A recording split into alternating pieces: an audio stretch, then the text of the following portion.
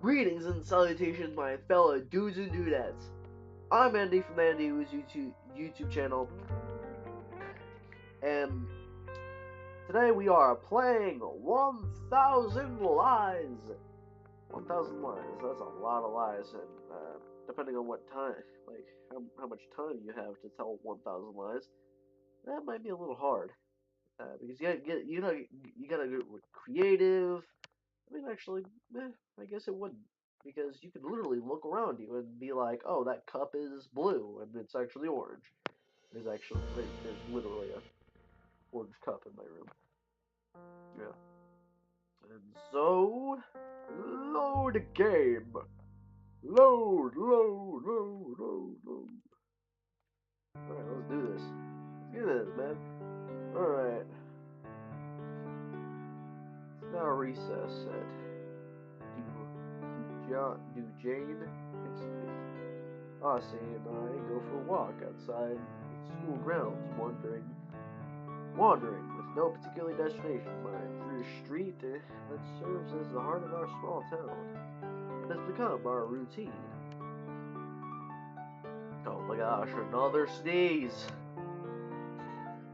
I have one sneeze since this morning. Well, I've sneezed a lot today, but like,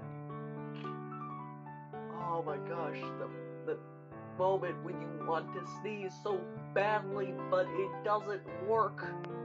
Ah. It's not even that big in the first place, but we live in a modest European town whose inhabitants thrive off a rich in history, modern day lies. I've lived here my entire life, and the only positive quality I can think of is the fresh, unpolluted air. In other words, it's really boring here. Although it's still better to die of boredom than to try to deal with those brats back at school. I can't remember what voices I did for these guys. Well. Oh yeah, I did like a really deep voice for him, I think. Well, dang. I never expected for you to dance so badly. I didn't think it was a big deal.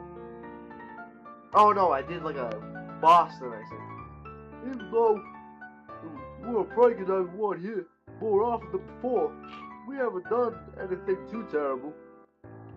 I guess that's just the risk we took with dealing with a new teacher.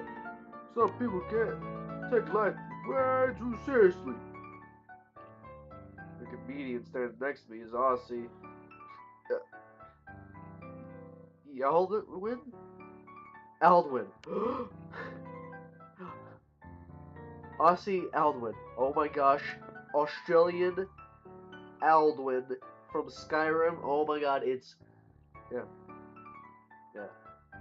He's a perverted, narcissistic guy who can't decide whether he loves women or his own reflection more.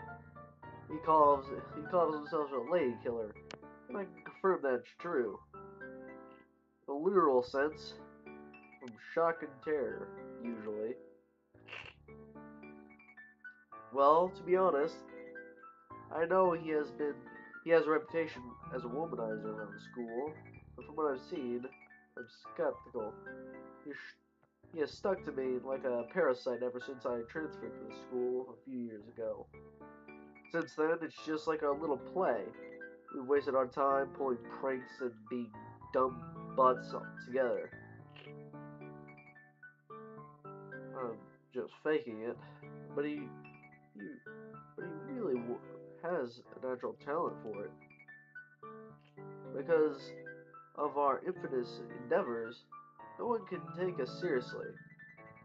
That's why we're known as class clowns above all else.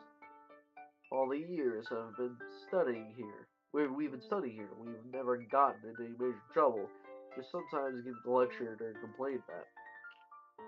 In fact, that the fact that Aussie, although it may seem impossible, has the highest grade in his class probably has something to do with it.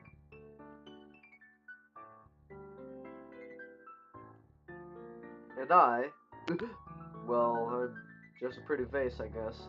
I'm a lucky guy who knows how to escape before The smoke sets off an alarm.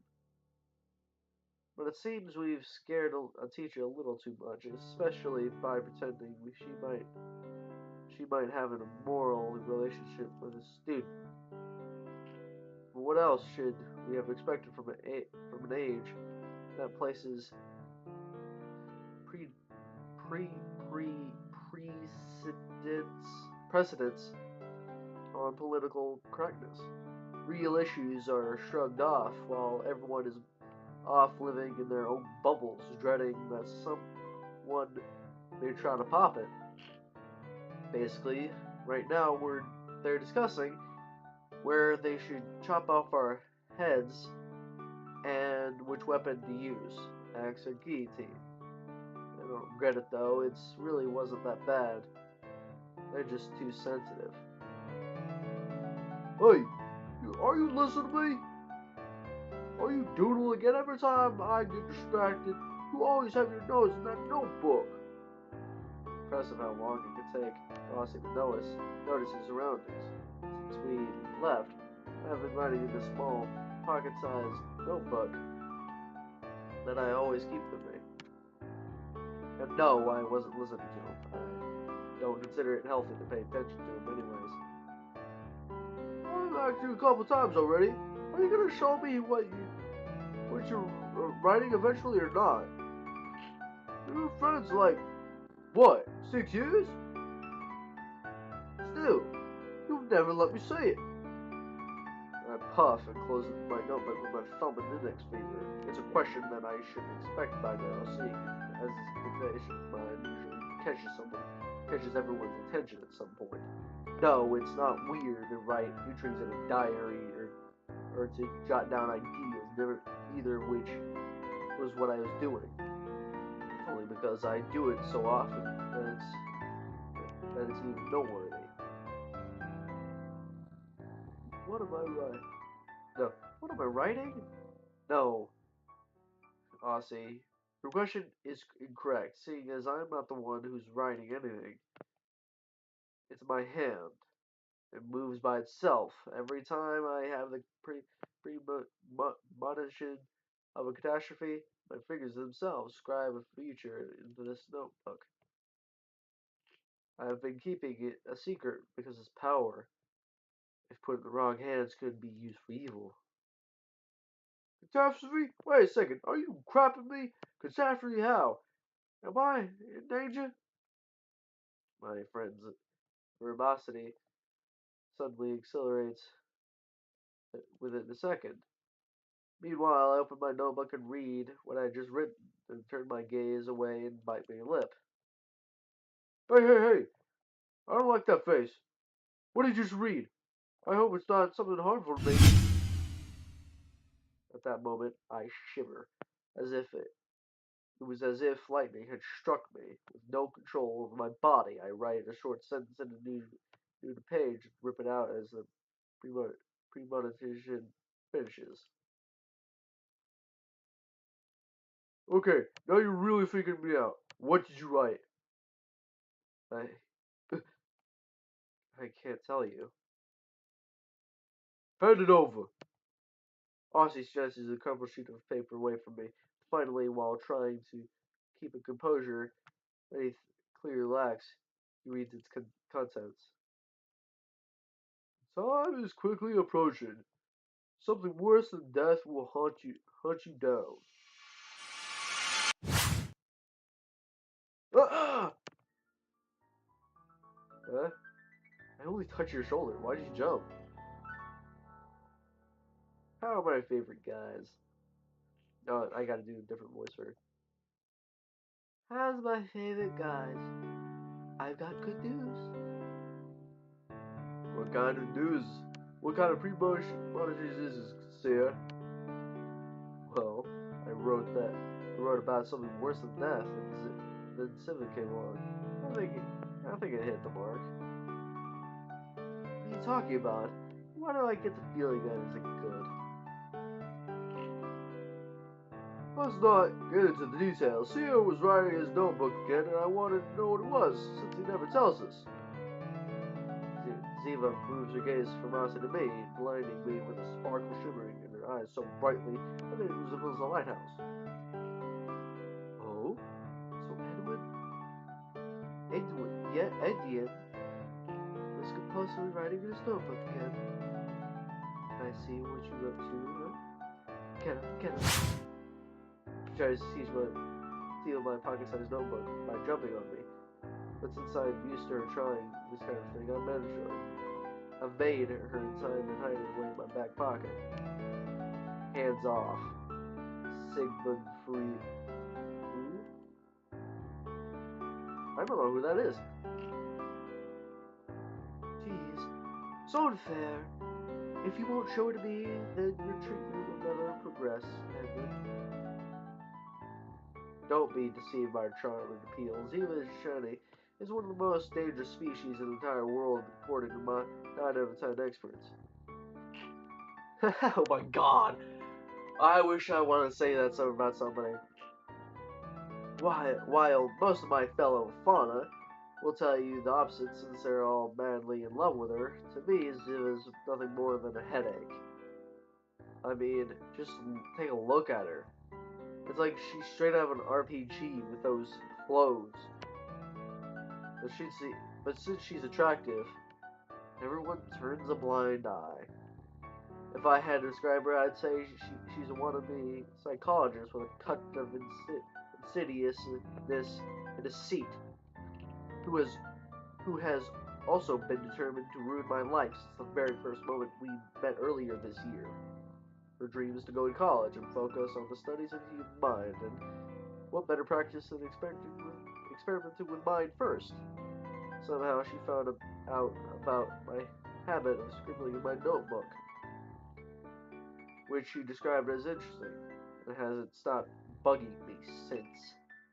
She decided I'd be her test subject. Not a week goes by where she doesn't try to psychoanalyze me or fish my paper scraps out of the trash and read them. Even worse, sometimes she tries to steal my notebook and so she can discover its secrets. At least now she calls me by my surname. Before that, I was just patient to her. The only thing that needs to be treated is your head, Zilla. Well, what were you going to say before you attacked me? Oh, yeah, I almost forgot. I snuck into the teacher's lounge and gave them my biggest, saddest puppy dog eyes I could pacify them, and then blah, blah, blah, blah, blah. They only gave me the usual speech and sent me away. Aren't I lucky? Well, that should have been expected. It wasn't that bad.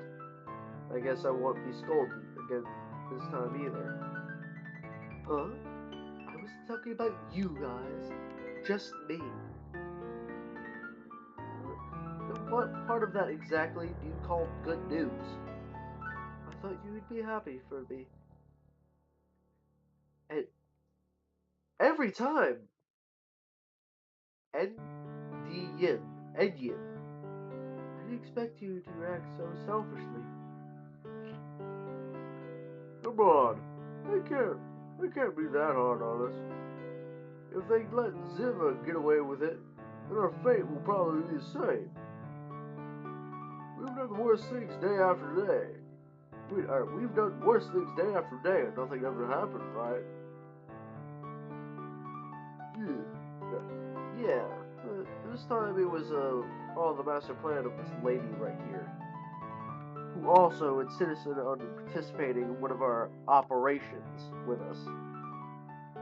And she doesn't even care what happens to her comrades now. Seriously? That explains why Ziva would participate with us, what? With us in all of this, but it was you who owed me one, Eddie. So stop complaining. Plus, I was just messing with you. I wouldn't really hang you out to dry. You don't have to worry about anything. The substitute is angry, but the rest of the staff didn't really take it seriously. The only thing you've got to do now is to apologize to her and shed some crocodile tears to show her how very sorry you are, and you're finished. See how easy it is? I can't believe you don't trust me yet, and you have such little faith in me. Little to none. Anyways, that was the bare minimum you could have done since you were involved, so stop grumbling. I did help you though, so I want a favor in return. Can you come with me to... Request denied, no favors. Jeez.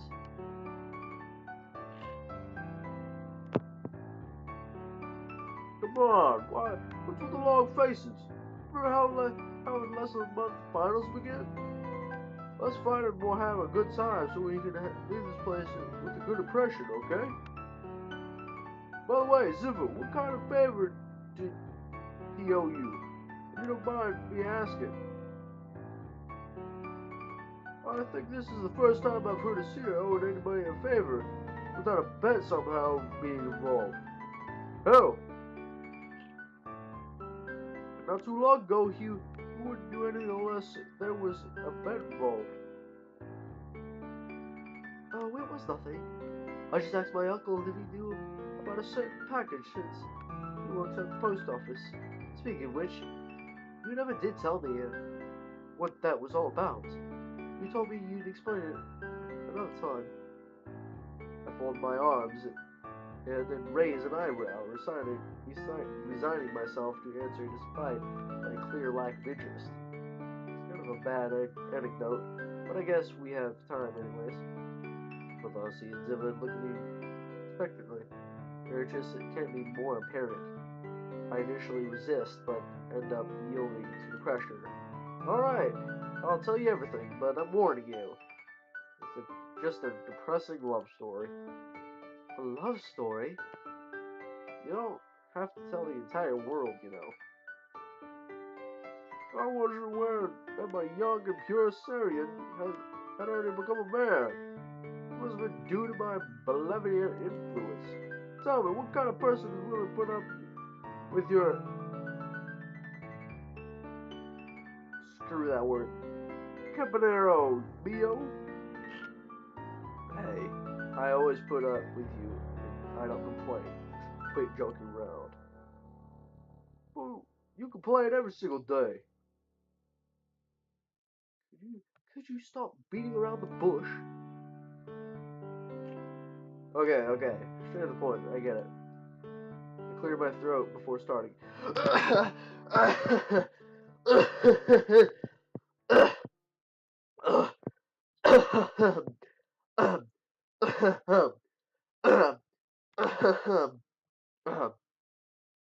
Oh man. Ooh, I need a breather. Oh man. Let's see. It all started this one night. I was inside my warm and comfortable room. But your room is a pigsty. I've seen it. Warm and comfortable, as I said. I'm serving on the tortuous streams of the internet when I fell upon a small ad hidden under millions of crappy posts on a crappy forum. That's when I saw her, the most beautiful of all muses, the most lovely of all creatures, to live in this world we're supposed to live in. Super rare, limited edition figurine carved by God himself. Don't tell me you fell in love with a figurine. You're dead to me, Sue. You hear me? Dead. It was limited edition, okay? That changes everything. What is wrong with you? Are you going to let me finish or what? Not even memories are respected nowadays. You humans disgust me. heaven's sake, how do you please just quit it? As I was saying, simulations soon come to pass. Its price, much like its charm, went beyond the realm of reason. However, I didn't let that stop me from my love of those 4 inches of hard, solid, shapelessly plastic outweighed the death yield in my wallet.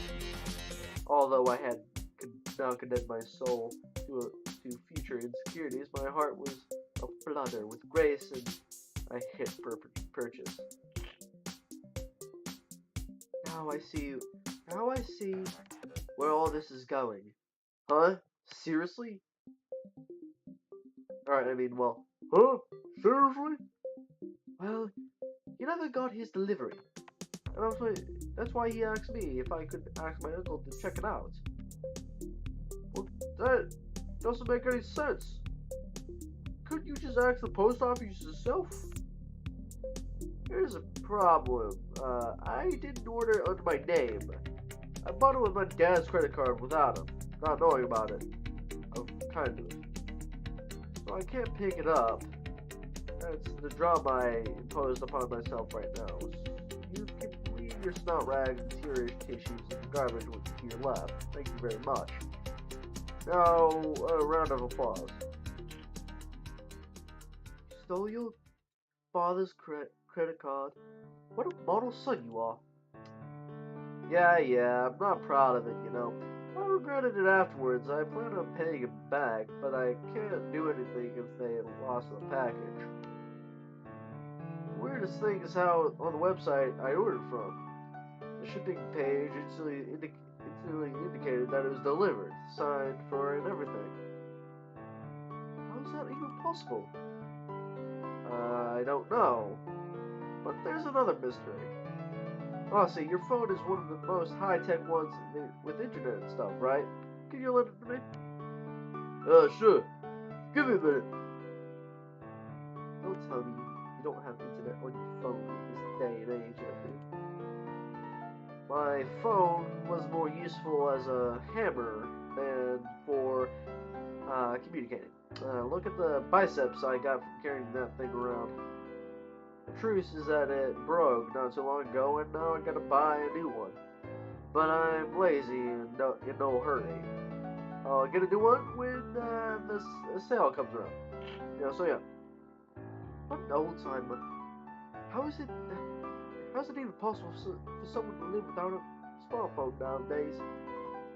You can come back to the future anytime now, McFly.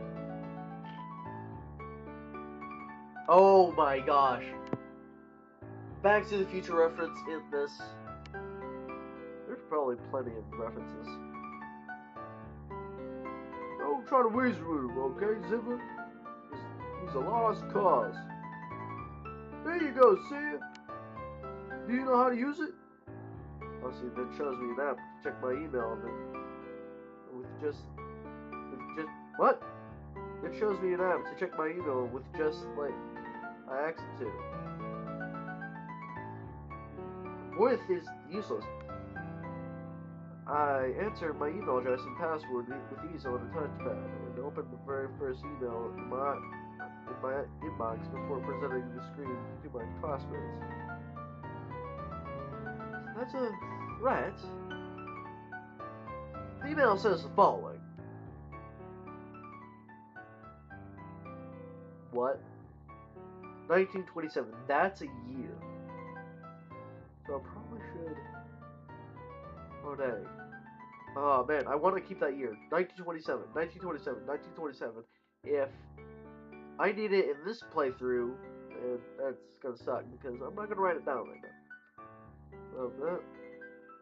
To me, xxxxx.com. Subject, not for everyone. Everybody. Can a figurine come to life and disappear? If you wanted to know the truth, go find it. This Monday after class, come to the playground in the deserted neighborhood.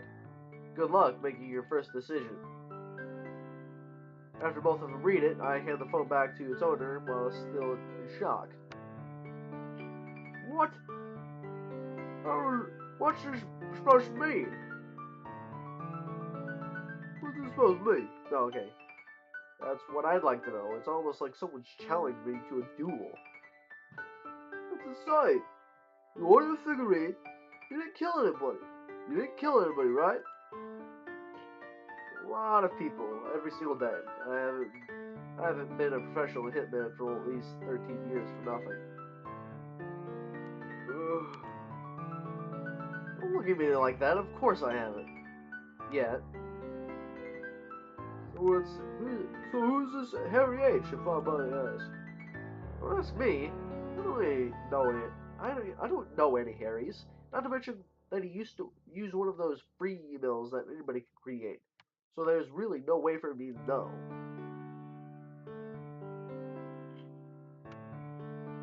What are you going to do? I can't see the police investigating the kidnapping of a plastic figurine. Must be some kind of joke. Some internet friend must have known about it, but decided to pull a prank on me. Of course, I'm not stupid. Are you serious? I'd like to take a peek, but I wouldn't want to go alone either, just in case. I can live without knowing. I'm just upset that someone would pull a prank like this after my loss. Doesn't anybody respect true love these days? That's the problem with you, Edwin. Everything outside of your comfort zone bothers you. Preparing a surprise party for you must be heck. If it's just a joke, then you should laugh about it. Maybe even go there. It could be fun. What could go wrong, huh? I have nothing against surprises, but when nothing goes my way, then of course it's gonna upset me. Anyways, how did you manage to turn this into an improper therapy session? Just so you know, I hate you. Me? Therapy? What makes you think that? In fact, we could change subjects and talk about something more interesting. For instance, did you notice that during the anecdote you shared with us, you displayed symptoms of kleptomania, compulsive buying disorder, and paraphilia? Oh, and you don't have a smartphone.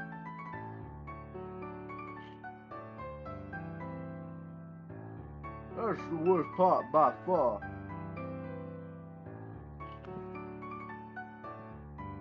I don't have a cell phone, so I don't have to talk to you outside of school. But why do you care? Well, the important thing is how everything goes wrong for me and you aren't helping. Well, we've killed enough time here. We should probably head back to the classroom now. With the intention of leaving before Ziva has chances to... Oh my god. With the intention of leaving before Ziva has a chance to toss me on a couch, Aussie stops me with a question. Hey, Sia, before we go, I'd like to know one thing. That number doesn't make you, clairvoyant. What does? I write 2 short notes in different pages. I tear them off, handing the first one to Aussie. I'll give you a hint. It isn't actually clairvoyance, but it's something similar. Pat on the arm, bidding farewell, leaving him behind as he reads the note out loud in a hushed voice.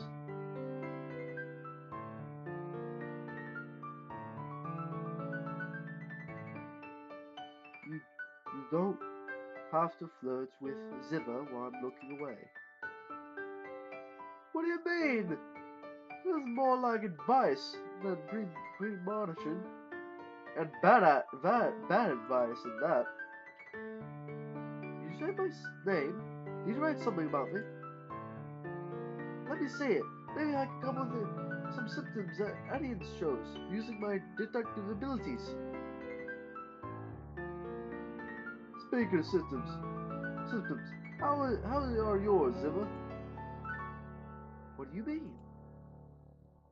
that love sickness you suffered during our little play. It's possible that you suffered some after effects, you know? And I just so happen to know of a good remedy. Oh, now Aussie is delirious. That's cute. We'll treat that some other time, okay? He walks away, leaving the lone reject behind as he puts his hand in his pockets and sighs. And then he finds a second scrap of paper that I wrote, which I had slipped in his right pocket without him noticing.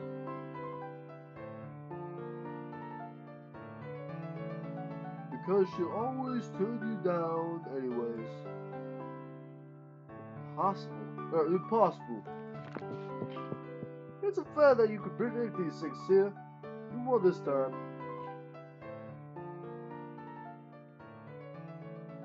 Alright. Let me save and I'll do the outro. Alright, let me save this bad boy up. Save that bad boy. Alright. Alright. Save and done. Alright. That's all the time I have for today, guys. Number one rule, don't panic. Second rule, stay happy. Don't forget to not die. I'll see. I'm Andy from the Andy Woozy YouTube channel, and I'll see all my fellow dudes and dudettes in the next video. See you later.